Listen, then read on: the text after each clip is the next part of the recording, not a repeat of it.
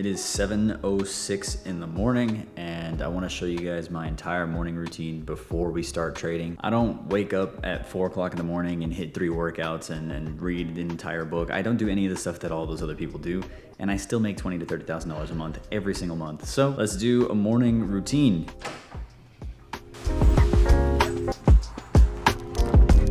Every single morning, we do a 30-pound weighted vest walk. Honestly, to be 100% honest with you, the main reason why I do it is not actually for exercise. If you start your day off with a walk, you start your day off with some nature, actually like being outside, your brain is going to be much more awake, going to be much more active, much more alert, and it allows you to actually function better throughout your trading day. And I mean, it's great exercise. If you can walk like a mile or 2 miles with a weighted vest on, yeah, it's going to be good for you. And another really important thing is to make sure that you have a routine that is the exact same every single day, right? I do this no matter what.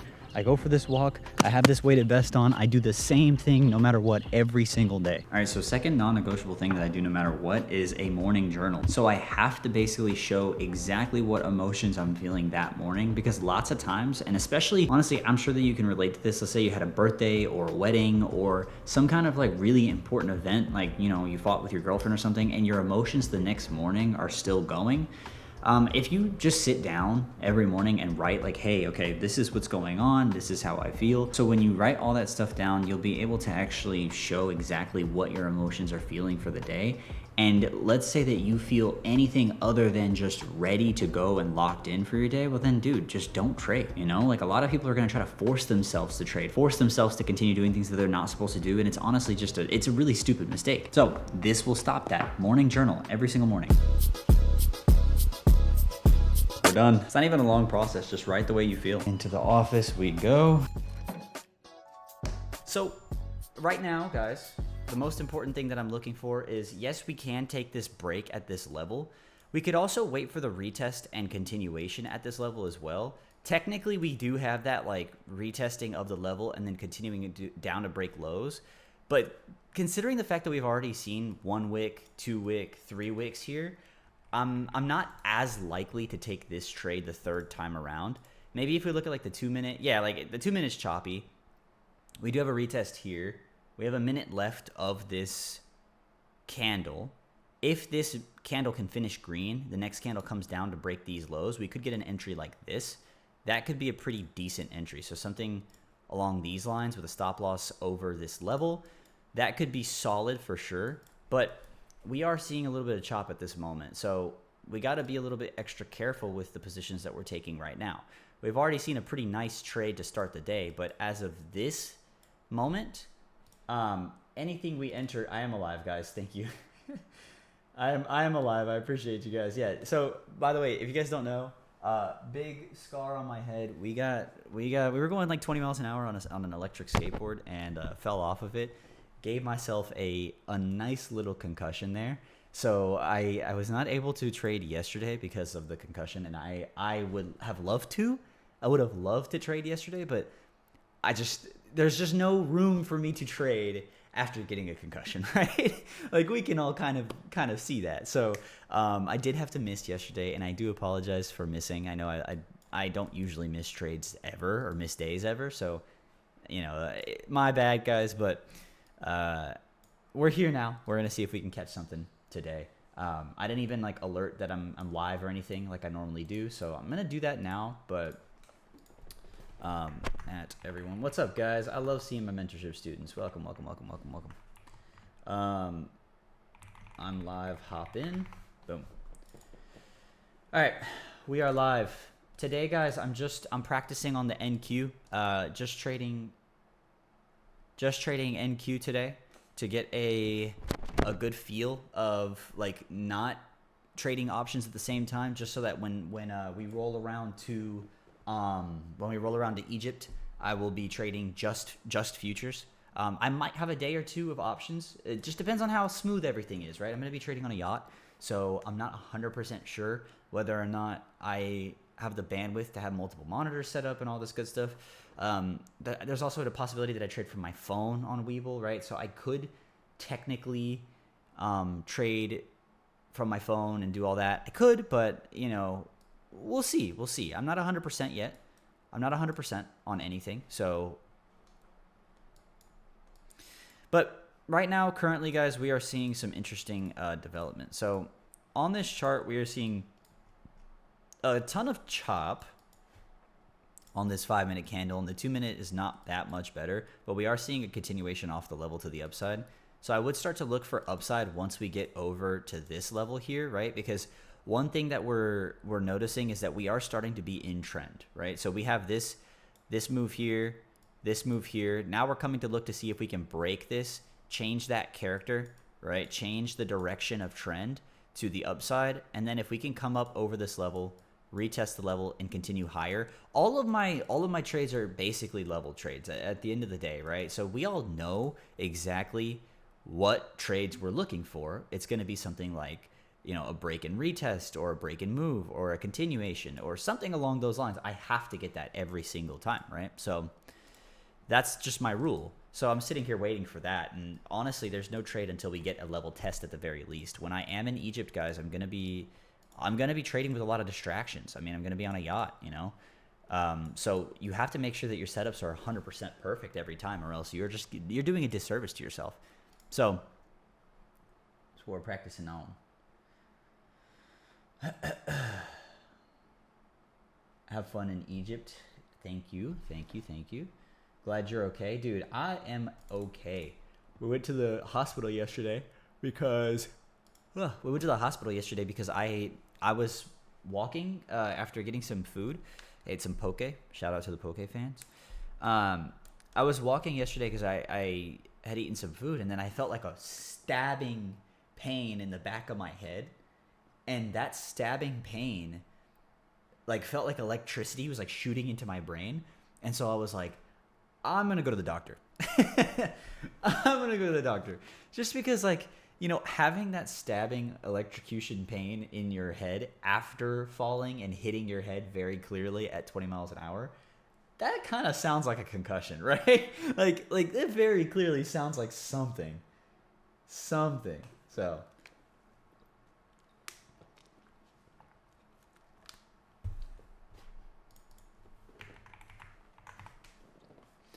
but yeah, that's why I decided to. That's why I decided to go to the doctor. So I cleared myself. I don't have any internal bleeding. I don't have any no real like hardcore concussion signs. I'm good to go. I mean, no, I have concussion, but I don't have like the other things. But I think I'm good. Like, my concussion's not bad, you know? I don't have a horrible concussion. I like this. No parkour. Bro, parkour is probably the reason why I'm like actually saved. Like, I didn't die. You know how all of us had like parkour dreams as kids, where we were like wanting to jump off of roofs and stuff? That totally saved me. That 100% saved me, bro. Like, think about. Okay, I was going 20 miles an hour. I fell off the board, and I tucked my shoulder perfectly and like did like a perfect like tuck and roll that you would do when you jump off a building. And it's because I learned that when I was a kid, right? Like, I was doing that all the time as a kid. I was jumping off of things and like rolling. Like, I learned how to like jump off of roofs and stuff. And that's how you would do that to stay safe. You don't want to hurt yourself. So the fact that I learned that, right, was so fire. The fact that I learned that was so fire. Guys, I'm interested in NQ longs here. I'm going to go ahead and enter. And my target for this is right up at this golden pocket here. We might get stopped out pretty early on for this, actually. Depends on the strength here. We look good. We're at these highs. And I'm going to go ahead and close it because we pushed up to that target, and I don't want to wick off that. But target's hit. So it's a good little scalp there. I didn't want to take anything else. Just want to make sure that we can get like a, you know, tiny little scalp where we need to get the scalp. So technically this position isn't really against trend, and we can think about it this way, right? If we look at the 2 minute, for example, we see that we have lower high, lower high, and then we start to come up and break these lower highs for a continuation to the upside, right? So even on the 5 minute, when we start to look at this, like we have an area right here that is a change of character. So technically, like, we are starting to look for upside movement. Plus, on this downside move, look how big these green momentum candles are. Like right there, they're pretty damn big. So we're getting the opportunity of continuing to the upside here. It looks more like an upside position than a downside position at that point in time, right? So that's kind of the whole reason why I entered in long there, especially since it was a quick scalp as well. Like we kind of know that the moment that we break the 50%, we're probably going to push up to the 61.8, right? Same thing goes here. If we reject this 50, or if we reject this this golden pocket here, we're most likely to continue down to the 50. That's just what happens. Right? That's kind of how it goes. And like it's choppy. It's a scalper's market for sure right now, so don't expect to catch a lot. Like we can try and catch something like this as well, a break of those lows for a continuation down to the level. That's basically all I'm, if we're entering anything, it's not super heavy at this point. Like we're just kind of entering smaller moves. We're going to see if there's anything, but at the moment, like this is either like don't trade price action or be very, very, very careful with your entries, right? Be very careful with your entries. My number one position right now is below this low here, taking a sell right here. This would be my number one position right here. So something below this low, but with strength though. It's got to have enough strength for me to be actually like confident about it. So something, for example, we're seeing a pretty big rejection here, right? If this candle can come through, break those lows and have a lot of force behind it, that's pretty solid. That would give me a lot of confidence in that move, and we would target down to this level right there.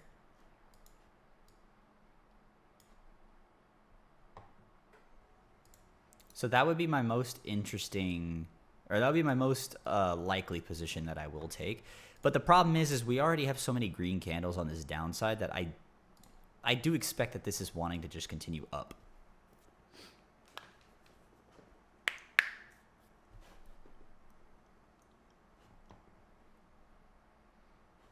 I feel good though. I feel good though. Concussion is not stopping me. Ain't no concussion gonna stop me from making profit. I think I'm gonna enter it a little bit sooner. We could start to build a little trend line here, like a little.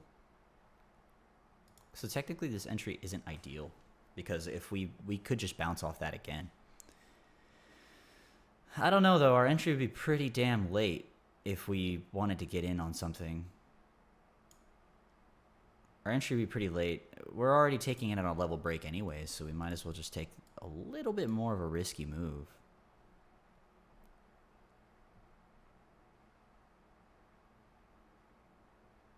This is it's a riskier entry, man. I'm going to go ahead and hop in. Stop loss is going to be over this level. Targets are going to be down. My first target's going to be down here. Second target going to be right around these wicks. Try to get this wick move. It's a risky entry though, guys. Remember that.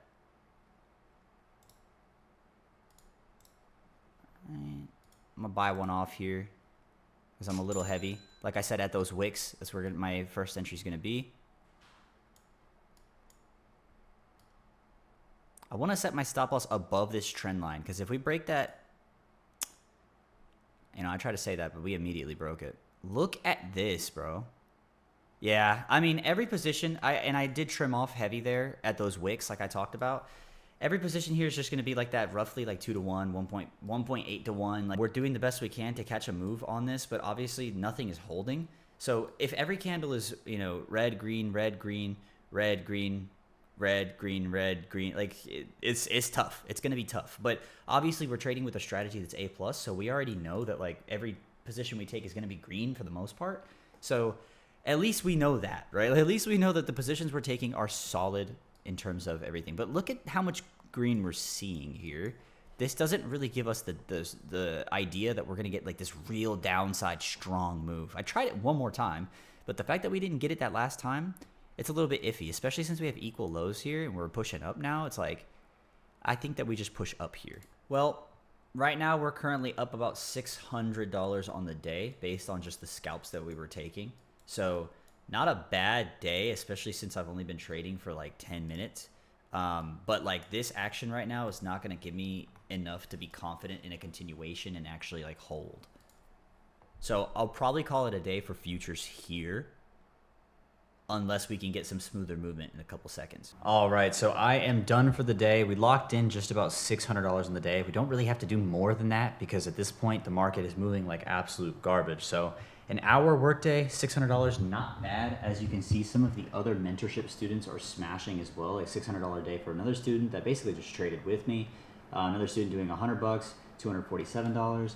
And this guy right here doing $500 on the day. So a lot of people making money in SOA today. One-on-one mentorship students are absolutely smashing. Mentorship spots are open for this month. So if you genuinely feel like you are struggling, you need help, you are basically at that point, that breaking point where you're like, I need to succeed, I need to do this. I have over 1,000 applicants every month and I choose 10 to 20 people to work alongside with me personally and scale them to at least 5 figures a month. So if this is something you're interested in and you want to actually level up as a trader, well then first link in the description, apply to join SOA and I'll see you guys all on the other side. See you guys all next week. Adios everybody, goodbye.